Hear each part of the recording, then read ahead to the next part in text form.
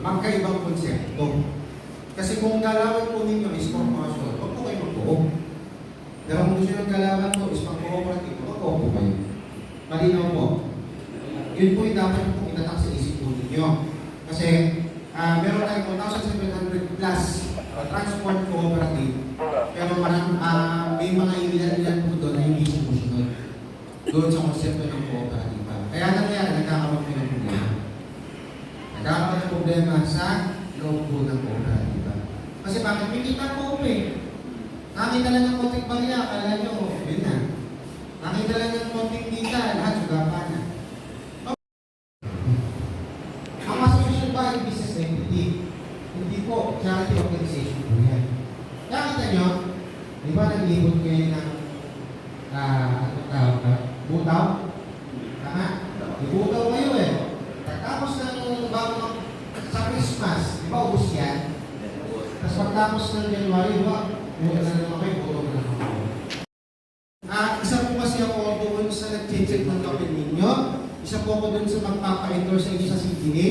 Isa po ako doon sa magpapa-credit po sa inyo. Gumagawa ng papel sa inyo para ma-credit kayo. Isa rin po ako sa mga dahilan kung bakit kayo na-cancel po kayo pag ginawa po kayo hindi maganda sa company nyo.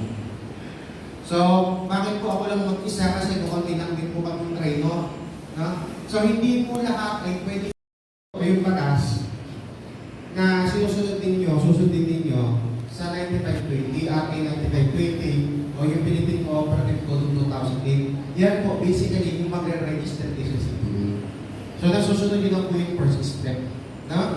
So, mga susunod po, papaliwanag na mamaya. Tapos, ano po yung mga ibang matter? Kasi, marami po yan eh. Pero hindi, di ba po, may boto kayo tinatawag. Tama? Term ng boto, no? Pagdating sa kooperatiba, yan din po yung kita ng co-op. Yung butaw. So, tatanungin niyo po yung sarili ninyo. Paano po makita yung co-op namin kung ang nagmamanis yung asosasyon? So, yun po yung inisipin po ninyo. Yung presidente, sino po mga presidente ngayon, board of directors po ng asosasyon? Sige po. Sige po, huwag maya. Taas kayo ng kamay, no? Naman siya. So, yan po, no? Kayo po. Kasi hindi ko po kayo pakikialaman dyan. Bakit po? Hindi ko po kayo jurisdiction dyan eh. Wala po akong karapatan na sabihin sa inyo, oh, is kami na po yung asosasyon.